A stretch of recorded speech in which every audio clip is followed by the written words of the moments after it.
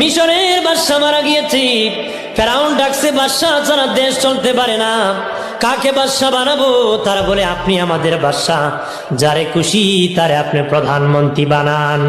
ওই যে বন্ধু হামান গিয়েছিল সাথে, তারা ডাক দিয়া, বন্ধু রে, তোর কপাল লাগছে, আমি হলাম মিশরের বাদশা, তুই হলো মিশরের প্রধানমন্ত্রী।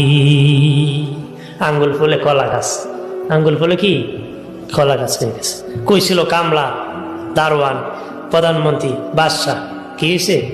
আর সাথের বন্ধুরে বানাইছে কি প্রধানমন্ত্রী। এবার দেখি বলে, বন্ধু হামান, এরে বন্ধু, ছিলাম মিশরের কামলা, তারপরে হলাম দারোয়ান, তারপরে প্রধানমন্ত্রী, এখন হয়ে গেলাম বাদশা। আর কি বাকি আছে? আরো বাকি আছে। কি বাকি আছে? ক্ষুধা হওয়া বাকি আছে। ফেরাউন বলে, ক্ষুধা এত সহজ নয় রে, বললি ক্ষুধা দাবি করা যায় না, আমি ব্যবস্থা করতেছি। বাবাজি, ফেরাউন এত খারাপ ছিল না, তার বন্ধু হামান যত খারাপ ছিল রে, এই জন্য বলেছে বন্ধু নির্বাচনে ভুল করবা না। বন্ধু নির্বাচনে যদি তুমি, বাবাজি, বন্ধু যদি তোমার খারাপ হয়, চরিত্র খারাপ হয়ে যাবে। বিড়িখুরের সাথে বন্ধুত্ব হলে 3 দিন পরে বিড়ি খেতে মনে যাবে, গাঞ্জাখুরের সাথে বন্ধুত্ব হলে কয়েকদিন পরে গাঞ্জা খেতে মনে হবে। আমার বাড়ির বাবাজি, আদবে আউলিয়া বেয়াদবে দেউলিয়া। আদব যদি ভালো থাকে জান্নাতি, বেয়াদব হলে জাহান্নামী। চিরতরে বেয়াদবকে জান্নাত থেকে আল্লাহ বের করে দিয়েছি, কোন বেয়াদব আল্লাহর জান্নাতে প্রবেশ করতে পারবে না রে।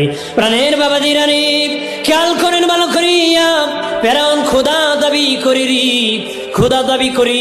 বাবাজি, তখন সে গণক ঠাকুরদেরকে ডাকছে। বাবাজি, সবচেয়ে যেটার বয়স বেশি দাবিরা, তার বয়স 320 বছর।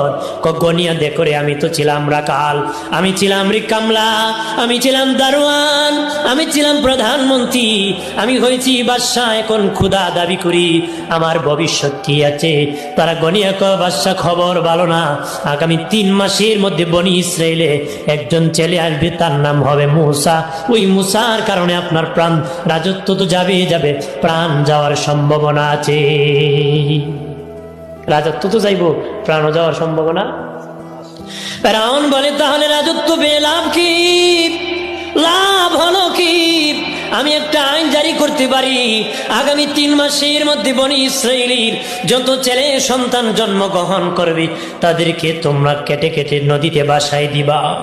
তবে খবরদার, কোন মেয়ে সন্তানকে হত্যা করবা না, কারণ মেয়েদের মধ্যে আমার দুশ্মন নাই, ছেলেদের মধ্যে আমার দুশ্মন। ছেলেদেরকে কেটে কেটে সমুদ্রে ভাসায় দিবা। 3 মাস পর্যন্ত তার জল্লাদ বাহিনীরা